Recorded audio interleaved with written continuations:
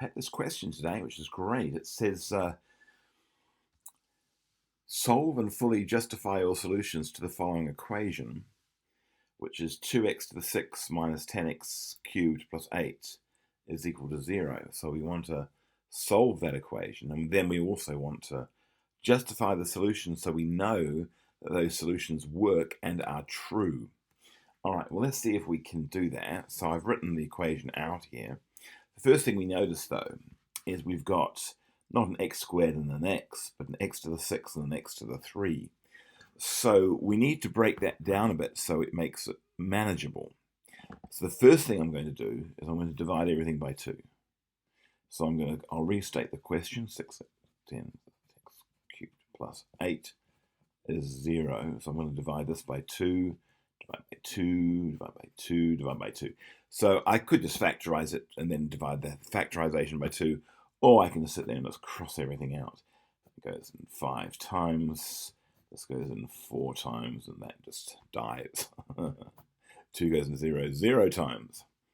And that implies that x to the 6 minus 5x cubed plus 4 is 0. Now, we've still got an x to the 6 and an x to the 3. We can actually use to simplify that quite a lot by deciding, instead of calling this x, why don't we say that y is equal to x to the 3? So every time we see a y, sorry, an x to the 3, we're going to write a y. And in this case, we've got there is our y. That would effectively be a y. But this one here, so that's our y, see? But this one here is an x to the 3 times x to the 3. In other words, bases are the same, we add the powers when multiplying. So an x to the 3, so in other words, this is y times a y. Or if you like, a y squared. So now we can restate this as being, so I'll put here let y equals x cubed. And then that kind of allows us to proceed. So this is going to be x to the 6 becomes a y squared minus 5 times a y plus 4 equals 0. I kept the equals mostly under each other. All right, so we can now go ahead and we can actually factorize this quite nicely. We know the signs are the same and they're both negative. Let's go ahead and do that. So here is our factorization. We know this, we've got a y, we've got a y. Signs are the same, they're both minus.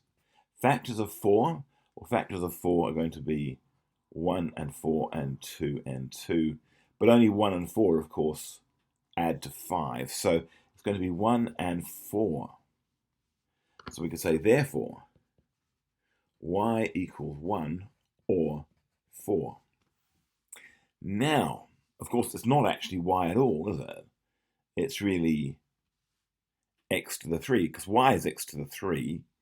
So it's not really y is equal to 1, it's x to the 3 is equal to 1.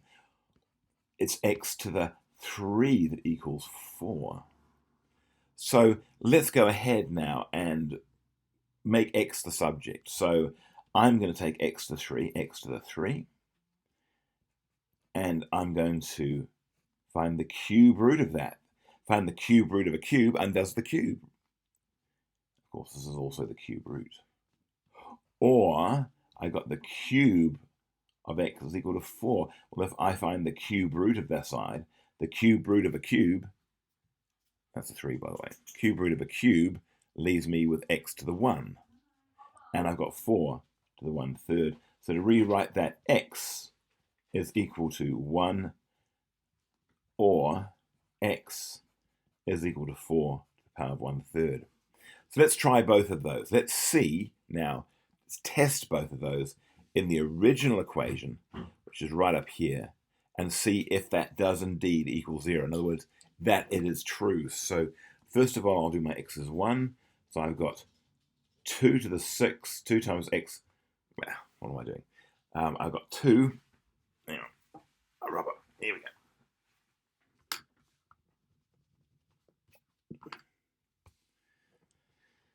2 times x the 6 minus 10x cubed plus 8 is 0.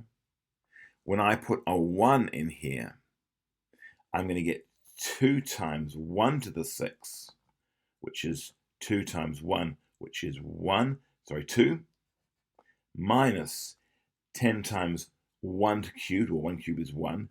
10 times 1 is 10, plus 8 is 0. Is it true? Yes, because all of this adds up to 0.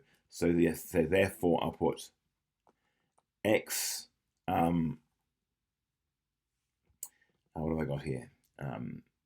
X equals 1 is a solution. I'll write solution like that. Let's try the other one. Let's go 4 to the 1/3. Or this time I write it down. I'll go 2 times 4 to the 1/3 to the power of 6 minus 10 to the x to the 3. Sorry, that's a 2. I'm not running it, so it's going to be, I'm going to write the 4 to the 1/3 cubed plus 8 is 0. Let's check if that's true. Well, we know that a 1/3 times a 6 is 2. And 4 to the power of 2 is 16.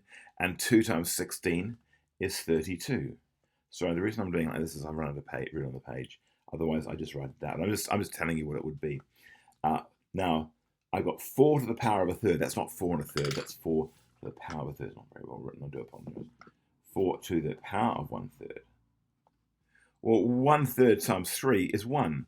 And 4 times 1 is 4. And 10 times 4 is 40. Plus 8.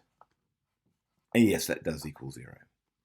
So therefore I'll put x is equal to 4 to the 1/3 is a solution.